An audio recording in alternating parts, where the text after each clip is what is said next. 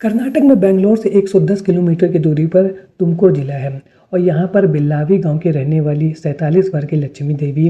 3 अगस्त 2025 को अपनी बेटी के ससुराल गई थी अपनी बेटी तेजस्वी से मिलने के लिए। 3 अगस्त को इनको वापस अपने घर आ जाना था, लेकिन वो देर रात अपने घर नहीं आती हैं और 4 अगस्त को उनके जो पति होते हैं बसवराज, वो जाते हैं बिल्लावी गांव के थाने में और वहां पर गुमशुदगी की रिपोर्ट दर्ज कराते हैं कि मेरी बीवी अपनी बेटी से मिलने के लिए गई थी, लेकिन देर रात हो गई है, वो घर नहीं आई है। तो पुलिस वाले उनसे कहते हैं कि क्या आपने अपनी बेटी के ससुराल में पूछ करके पता किया कि वो वहाँ पर कब आई थी और कब वहाँ से निकलती हैं। तो बसवराज पुलिस वालों को बताते हैं कि हाँ, मैंने अपने दामाद रामचंद्रन को फ़ोन किया था और उससे पूछा था कि तुम्हारी जो सास है लक्ष्मी देवी वो कब घर से निकली थी। तो रामचंद्रन ने यही बताया था कि वो घर में 3 अगस्त को आई थी और अपनी बेटी तेजस्वी से मिलने के बाद वो घर से निकल गई थी। उन्होंने यही कहा था कि मैं सीधे घर जा रही हूँ, यानी कि वो सीधे बिल्लावी गाँव के लिए निकली थी, लेकिन इसके बाद वो कहाँ पर गई हैं इसके बारे में मुझे भी कुछ नहीं मालूम है। तो जब ये सब बातें बसवराज पुलिस वालों को बताते हैं तो पुलिस वाले लक्ष्मी देवी की गुमशुदगी की रिपोर्ट दर्ज कर लेती हैं। तो यहाँ पर 4 अगस्त 2025 को बिल्लावी गांव के पुलिस थाने में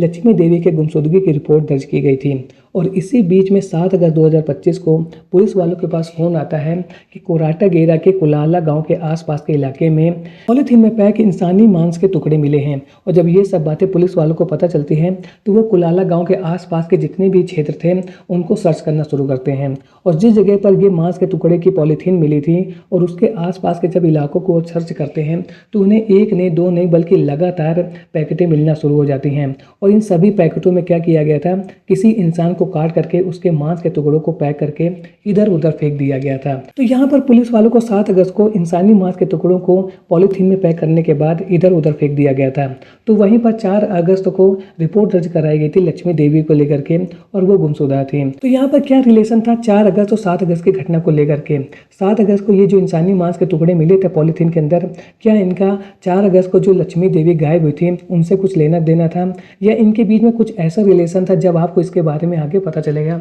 तो आपके रोंगटे खड़े हो जाएंगे और इस कहानी में आगे यही पता चलने वाला है कि लक्ष्मी देवी कैसे गायब हो गई थी। और ये जो 7 अगस्त को कुलाला गांव के आसपास के इलाकों में पॉलीथीन में पैक्ड इंसानी मांस के जो टुकड़े मिल रहे थे उनका क्या लक्ष्मी देवी से कुछ लेना देना था। तो जब आगे यह कहानी खुल करके आपके सामने आएगी तो आपके रोंगटे खड़े हो जाएंगे कि कैसे लक्ष्मी देवी एक प्री प्लान्ड साजिश का शिकार हो गई थी और वो साजिश करने वाला उनके घर का कोई अपना आदमी था और उस व्यक्ति ने बहुत ही बुरी तरीके से लक्ष्मी देवी का मर्डर किया था और मर्डर करने के बाद में उनके बॉडी को छोटे छोटे मांस के टुकड़ों में तब्दील कर दिया था और फिर पॉलीथीन में पैक करने के बाद में इधर उधर फेंक दिया गया था और जो 7 अगस्त को पुलिस वालों को मिले थे। लेकिन लक्ष्मी देवी के साथ ऐसा व्यवहार करने की किसको क्या जरूरत पड़ गई थी, उसकी लक्ष्मी देवी से ऐसी क्या रंजिश थी और वह किस लिए इतना ज़्यादा लक्ष्मी देवी से नफरत करता था। जानेंगे सब कुछ आगे इस वीडियो में, लेकिन इससे पहले आप वीडियो को लाइक और चैनल को सब्सक्राइब जरूर कर लीजिए क्योंकि ऐसी इंटरेस्टिंग और रियल कहानियां मैं आप लोगों के लिए हर रोज लेकर के आता हूं। तो चलिए वीडियो को शुरू करते हैं विस्तार से। जब पुलिस वाले कुलाला गांव के आसपास के क्षेत्र को और भी ज़्यादा सर्च करते हैं तो उनको और भी ज़्यादा पॉलीथीन मिलती हैं और इन सभी पॉलीथीन में इंसानी मांस के टुकड़े करके फेंका गया था। और अब पुलिस वालों के सामने सबसे बड़ा चैलेंज ये था कि इन पैकेटों में जो मांस के टुकड़े मिल रहे हैं वो किसके हैं, या तो ये किसी आदमी के हैं या औरत के हैं, लेकिन इसकी पहचान कैसे की जा सकती है क्योंकि इन सभी पैकेटों में शरीर के अंग तो मिले थे लेकिन अभी जो धड़ था उसके बारे में पुलिस वालों को कुछ भी नहीं पता चला था और पुलिस वाले लगातार सर्च कर रहे थे कि यदि इस व्यक्ति का धड़ मिल जाता है तो इस बात की पहचान हो जाएगी कि ये व्यक्ति आदमी है या औरत है। और इसी बीच में जो पुलिस वालों की मेहनत है वो काम कर जाती है और उनको उस व्यक्ति का धड़ मिल जाता है। और जब पुलिस वाले उस पॉलीथीन को खोलते हैं तो वो पाते हैं कि ये जो धड़ है किसी महिला का है और इस महिला का पूरी तरीके से मर्डर किया गया है और ये जो मर्डर किया गया है वो किसी लूटपाट के इरादे से नहीं बल्कि किसी रंजिश की वजह से किया गया है क्योंकि इस महिला का जो धड़ पाया गया था उसमें उसकी ज्वेलरी एज इट इज थी जैसे उसने पहन रखी थी, यानी कि उसने जो भी सोने के आभूषण पहने हुए थे वो इस धड़ में हूबहू उसी तरीके से थे। और अब पुलिस वालों को इस बात का पूरा विश्वास हो गया था कि इस महिला की हत्या किसी रंजिश की वजह से की गई है,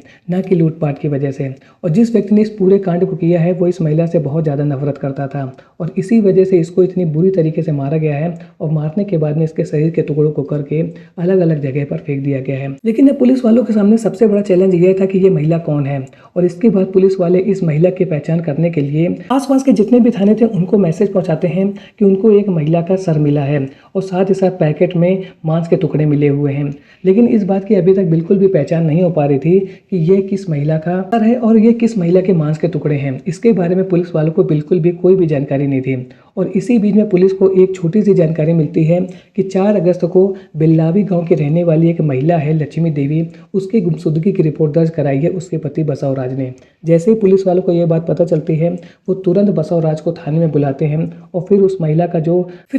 का सर मिला हुआ था उसकी पहचान कराते हैं। तो बसवराज बताते हैं कि ये जो सर है उसकी पत्नी लक्ष्मी देवी का है। तो इसके बाद पुलिस वालों को ये बात तो बिल्कुल कंफर्म हो जाती है कि जो कुलाला गांव के आसपास के इलाकों में पैकेट में जो पैक्ड मांस के टुकड़े मिले थे और साथ ही साथ ये जो सर मिला है ये किसी और का नहीं बल्कि बसवराज की पत्नी लक्ष्मी देवी का है, जो 3 अगस्त को अपनी बेटी के ससुराल गई थी उससे मिलने के लिए। और उसके बाद वो अपने घर से यानी कि उसके ससुराल से वापस आ रही थी। इसके बाद ही रास्ते में कहीं पर उनकी किसी व्यक्ति ने हत्या की है और जो हत्या की गई है वो रंजिश की वजह से की गई है, क्योंकि यदि लूटपाट के इरादे से की जाती तो इतनी बुरी तरीके से शरीर के टुकड़े न किए जाते, बल्कि लूट करने के बाद में वो व्यक्ति वहां से भाग जाता। लेकिन यहाँ पर मारने के बाद में लक्ष्मी देवी के शरीर के टुकड़े किए गए थे, उनको पैकेट में पैक किया गया था और पैक करने के बाद में कुल्हाला गांव के आसपास के इलाकों में इनको फेंक दिया गया था। यानी कि रंजिश के तहत हत्या की गई थी। हत्या करने वाला व्यक्ति लक्ष्मी देवी से बहुत ज़्यादा नफरत करता था। साथ ही साथ उसने यही प्लानिंग की थी कि इस तरीके से इस पूरी बॉडी को फेंकना है कि वो लोग पकड़े ना जाए।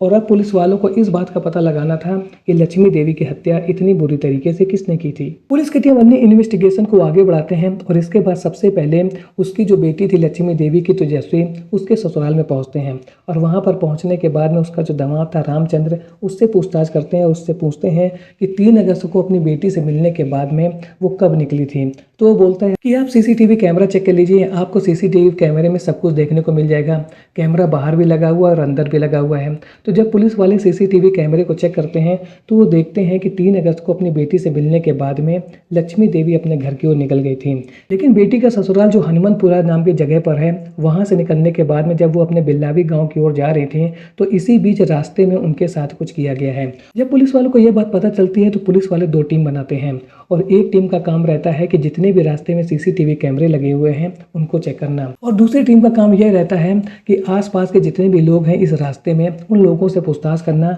कि राहगीरों ने लक्ष्मी देवी को किसी के भी साथ आते जाते देखा होगा तो इस बात के उनको पुख्ता सबूत मिल जाएंगे कि लास्ट टाइम में लक्ष्मी देवी किसके साथ में थी। लेकिन जब पुलिस वाले लगातार इन्वेस्टिगेट कर रहे थे केस को और साथ ही साथ राहगीरों से पूछताछ कर रहे थे तो उनको इसके बारे में कुछ भी जानकारी नहीं मिलती है कि लक्ष्मी देवी किसके साथ गई थी। जब पुलिस वाले पूछताछ करते हैं तो उनको इस बात का पता ही नहीं चलता है। सभी लोग यही कहते हैं कि हाँ नहीं, हमने इस महिला तो किसी के साथ भी आते जाते हुए नहीं देता है, और इस वजह से पुलिस वालों के जो हाथ थे खाली थे। वहीं जो पुलिस वालों की दूसरी टीम थी जो सीसीटीवी कैमरों की जांच कर रही थी उनको सफलता मिल जाती है और वो लोग जब चेक करते हैं तो उनको ये पता चलता है कि 3 अगस्त को एक एसयूवी कार है वाइट कलर की, और ये एसयूवी कार हनुमंतपुरा से जहाँ पर उनकी बेटी का ससुराल है वहाँ से कोराटा गांव और कोलाला गांव के आसपास का जो इलाका है उसके बीच में आती जाती दिखाई दी है। और इस एसयूवी कार की जो सबसे बड़ी विशेषता है वो ये है कि इसके आगे और पीछे जो नंबर प्लेट लगी हुई है उस पर जो नंबर है वो अलग अलग है। तो जब पुलिस वाले इस बात पर गौर करते हैं और इस कार को उन्होंने उस रास्ते पर देखा था जहाँ पर पैकेट में मांस के टुकड़े मिले थे, तो अब पुलिस वालों को यह लगता है कि कहीं ना कहीं इस एसयूवी कार का इन मांस के टुकड़ों से कुछ ना कुछ लेना जरूर है, क्योंकि हो सकता है कि इसी एसयूवी कार में रख करके ही मांस के टुकड़ों को इधर उधर फेंका गया हो। तो पुलिस वाले संदेह के आधार पर इस एसयूवी कार के जो नंबर प्लेट थी दोनों तरफ आगे और पीछे वो भी अलग अलग थे, उनको जाँच के लिए भेजते हैं। और इसके बाद में पुलिस वालों को पता चलता है कि ये जो कार है वो किसी सतीश नाम के व्यक्ति के नाम पर रजिस्टर्ड है। तो पुलिस वाले उस सतीश नाम के व्यक्ति को ढूंढना शुरू करते हैं और इस व्यक्ति को चिकमंगलूर नाम की एक जगह है कर्नाटक में, वहां से संदेह के आधार पर गिरफ्तार कर लेते हैं। तो पुलिस वालों को लक्ष्मी देवी के गुमशुदगी और उसके बाद मर्डर के केस में एक व्यक्ति मिल गया था संदेह के आधार पर, वो था सतीश। पुलिस वाले उसको पकड़ते हैं और इसके बाद उससे पूछताछ करना शुरू कर देते हैं। पुलिस वाले पूछते हैं कि भैया ये तुम्हारी एसयूवी कार है, तुम्हारे नाम पर रजिस्टर्ड है और ये हनुमंतपुरा से कोराटा गांव के बीच में क्या कर रही थी। और इस कार को लगातार उन जगहों पर देखा गया है जहां पर पैकेट में पैक्ड मांस के टुकड़े मिले हुए हैं। तो जब सतीश इस बात को पुलिस वालों से सुनता तो वह कहता है ये तो मेरी कार ही नहीं है, इसको तो मैंने 6 महीने पहले रामचंद्रम नाम के एक व्यक्ति को बेच दिया था। तो पुलिस वाले पूछते हैं अब ये रामचंद्र कौन है। तो पुलिस वाले कहते हैं अच्छा ये रामचंद्र तो वही है जो लक्ष्मी देवी का दामाद है और उसी की बेटी से उसकी शादी हुई है तेजस्विनी से। तो पुलिस वालों को अब ये पूरी कहानी कहीं ना कहीं मैच होने लगी थी, क्योंकि जैसे ही सतीश रामचंद्र का नाम लेता है तो पुलिस वालों को लगता है अरे ये तो बात क्लिक हो रही है, यानी कि लक्ष्मी देवी का मर्डर हुआ है और उसके दामाद की ये कार है। तो जब पुलिस वालों को ये बात पता चल जाती है सतीश से तो अब वो रामचंद्रन को भी थाने में बुला लेते हैं और दोनों को आमने सामने बैठाते हैं और उससे कहते हैं कि तुमने इससे कार खरीदा था 6 महीने पहले और वो कार कहाँ पर है। तो रामचंद्रन अब फंस चुका था अपने जाल में और वो अब ये पुलिस वालों से कहता है कि नहीं नहीं, मेरी जो एसयूवी कार है वो तो वहाँ पर खड़ी हुई है घर पर और मैं 3 अगस्त को उसको लेकर के नहीं गया हूँ। लेकिन 3 अगस्त को रामचंद्रन अपनी सास को अपनी ही कार में बैठा करके बिल्लावी गाँव छोड़ने के लिए निकला था, लेकिन ये बात उसने पुलिस वालों को बिल्कुल भी नहीं बताई थी। पुलिस वालों के गिरफ्त में 2 लोग थे, एक तो था लक्ष्मी का दामाद रामचंद्रम, वही था उसका दोस्त सतीश। और अब पुलिस वाले जब इनसे अपने तरीके से पूछताछ करना शुरू करते हैं तो ये लोग वो कहानी पुलिस वालों के सामने रख देते हैं जिसको जब पुलिस वाले ही सुनते हैं तो वो भी दंग रह जाते हैं कि कैसे रामचंद्रन ने इतनी बड़ी घटना को अंजाम दे दिया। रामचंद्र पुलिस वालों को बताता है कि उसने लगभग 6 महीना पहले ही अपनी सास लक्ष्मी देवी को मारने का प्लान बना लिया था, क्योंकि वो उसकी ज़िंदगी में यानी कि शादीशुदा ज़िंदगी में बहुत ज़्यादा दखल दे रही थी और उसकी जो बीवी है तेजस्विनी वो उससे 20 साल छोटी है, यानी कि रामचंद्रन की उम्र है 47 साल और उनकी जो पत्नी है उसकी उम्र है 26 साल के आसपास है और उन दोनों के बीच में एज का बहुत ज़्यादा डिफरेंस है। तो जब पुलिस वाले पूछते हैं कि इस डिफरेंस का क्या रीज़न है तो रामचंद्र पुलिस वालों को बताता है कि मैं एक डेंटिस्ट हूँ और कुछ साल पहले मेरा अपनी पत्नी से तलाक हो गया था, लेकिन अभी फाइनल नहीं हुआ है तलाक का केस, वो लगातार चल रहा है। और इसी बीच में 2019 में मैंने तेजस्विनी से शादी कर ली थी और पहली शादी टूटने के बाद में मैं ये नहीं चाहता था कि जो मेरी दूसरी शादी हुई है तेजस्विनी के साथ उस पर किसी भी तरीके की कोई दिक्कत है। लेकिन यहाँ पर जो मेरी सास थी लक्ष्मी देवी वो लगातार हमारी शादीशुदा ज़िंदगी में इंटरफेयर कर रही थी और इस वजह से जो मेरा तेजस्विनी के साथ वैवाहिक जीवन था वो एक बार फिर से टूटने के कगार पर आ गया था। मुझे इस बात का शक हो रहा था कि मेरी जो सास है लक्ष्मी देवी मेरी पत्नी तेजस्विनी को देह व्यापार करने के लिए दबाव बना रही हैं। जब ये बात पुलिस वालों को पता चलती है तो उससे कहते हैं कि यदि तुम्हें ऐसा शक था तो तुम डायरेक्ट हमारे पास आ सकते थे कि मेरी जो सास है वो इस तरीके का दबाव बना रही हैं, लेकिन तुमने इतने बड़ा गलत कदम क्यों उठाया। तो इसका जवाब जो रामचंद्रन पुलिस वालों को नहीं देता है और वे बताता है कि उसने 6 महीने पहले ही अपनी सास को अपने रास्ते से हटाने का प्लान बना लिया था, क्योंकि वो लगातार उनकी शादीशुदा ज़िंदगी में इंटरफेयर कर रही थी और जिसकी वजह से उसकी जो लाइफ थी वो धीरे धीरे बेकार होती जा रही थी, ख़राब होती जा रही थी। और उसको इस बात का डर था कि उसकी जो दूसरी शादी हुई है तेजस्विनी के साथ कहीं वो भी ना टूट जाए, क्योंकि उसकी जो बेटी थी तेजस्विनी वो केवल अपनी माँ यानी कि उसकी सास लक्ष्मी देवी की बात मानती थी और वो मेरी यानी कि अपने पति की बात बिल्कुल भी नहीं मानती थी। तो जब ये सब बातों को रामचंद्र लंबे समय से देख रहा था और समझ रहा था तो उसको अब ये लगने लगा था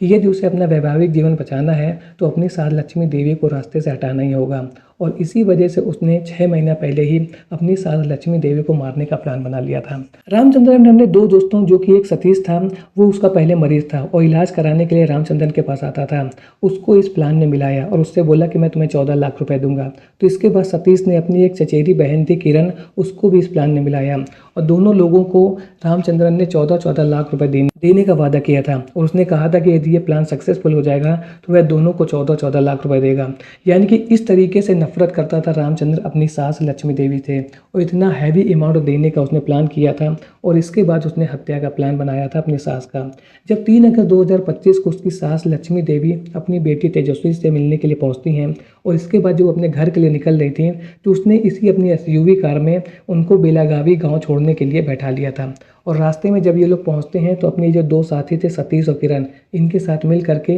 कार में ही अपनी सास लक्ष्मी देवी की हत्या कर दी थी। और इसके बाद सतीश का कुलाला गांव में खेत है, वहां पर एक मैदान है, वहां पर इनकी डेड बॉडी को लेकर के ये तीनों पहुंचते हैं और इसके बाद उनके छोटे छोटे मांस के टुकड़े कर देते हैं। यानी कि इन लोगों ने कुलाला गांव में जो खेत था वहां पर लक्ष्मी देवी के शरीर के छोटे छोटे टुकड़े किए थे, फिर पॉलीथीन में पैक किया और फिर उसी एसयूवी कार से कुलाला गांव के आसपास के जितने भी इलाके थे वहां पर फेंक रहे थे। और इसी वजह से जब 3 अगस्त को वो गायब हुई थी और 4 अगस्त को बिलावी गांव में उनके पति बसव राज ने कंप्लेन लिखाई थी गुमशुदगी थी, तो इसके बाद पुलिस वाले जब इस पूरे केस को इन्वेस्टिगेट कर रहे थे तो उनको कुछ भी पता ही नहीं चल रहा था, क्योंकि इन लोगों ने क्या किया था, बहुत ही सफाई के साथ लक्ष्मी देवी का मर्डर किया था और मर्डर करने के बाद में उनके टुकड़े कर दिए थे। फिर बहुत ही सफाई से कि इसके बारे में पुलिस को यानी कि किसी को भी कुछ ना पता चले और फिर कुलाला गांव के आसपास के जितने भी क्षेत्र हैं वहां पर इनको फेंक दिया था और इसी वजह पुलिस वालों को लक्ष्मी देवी के बारे में कुछ भी पता नहीं चल रहा था। लेकिन रामचंद्रन की जो कार थी, जो एसयूवी कार थी जिसका यूज किया गया था इन मांस के टुकड़ों को फेंकने के लिए,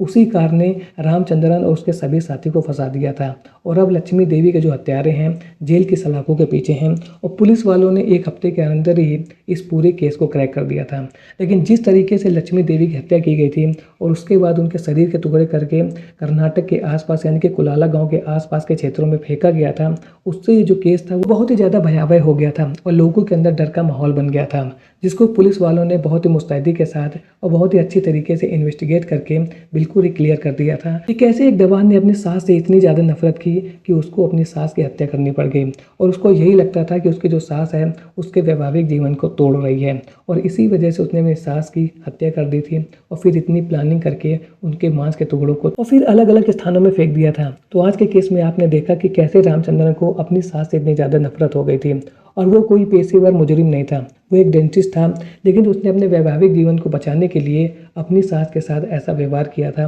और उनके शरीर के टुकड़े कर दिए थे। तो आप लोगों से मेरी यही रिक्वेस्ट है कि यदि आपको किसी भी व्यक्ति से किसी भी तरीके की कोई भी दिक्कत है तो आप बैठ करके उससे बात कर लीजिए। यहाँ को रामचंद्रन को चाहिए था कि वो अपने ससुराल जाता और वहाँ पर अपने ससुर बसवराज, अपनी सास लक्ष्मी देवी, साथ ही साथ अपनी पत्नी तेजस्वी से बैठ करके बातचीत करता और उनसे कहता कि आप लोगों को कौन सी प्रॉब्लम है, यदि आप लोगों को कोई भी दिक्कत है तो बैठ करके अभी सॉल्व कर लेते हैं, क्योंकि इस तरीके के इंटरफेयर से उसका जो वैवाहिक जीवन है वो खराब हो रहा है और यदि इसी तरीके से उसकी जो सास लक्ष्मी देवी इंटरफेयर करती रहेंगी तो उसकी जो दूसरी शादी है वो भी टूट जाएगी। लेकिन यहाँ पर रामचंद्रन ने अपनी प्रॉब्लम को शांति से बैठ करके सॉल्व करने के बजाय क्राइम का सहारा लिया और क्राइम करने के बाद व्यक्ति बचता नहीं है, वो चाहता तो बैठ करके और आपसी बातचीत के जरिए अपनी प्रॉब्लम को सॉल्व कर सकता था, लेकिन उसने ऐसा कुछ नहीं किया। वह एक डेंटिस्ट है और वो चाहता तो ठंडे दिमाग से अपनी प्रॉब्लम को सॉल्व कर सकता था, लेकिन उसने क्राइम का सहारा लिया। और आप सभी लोग जानते हैं कि क्राइम करने के बाद में क्रिमिनल कभी बचते नहीं हैं और उनको उनके कर्मों की सजा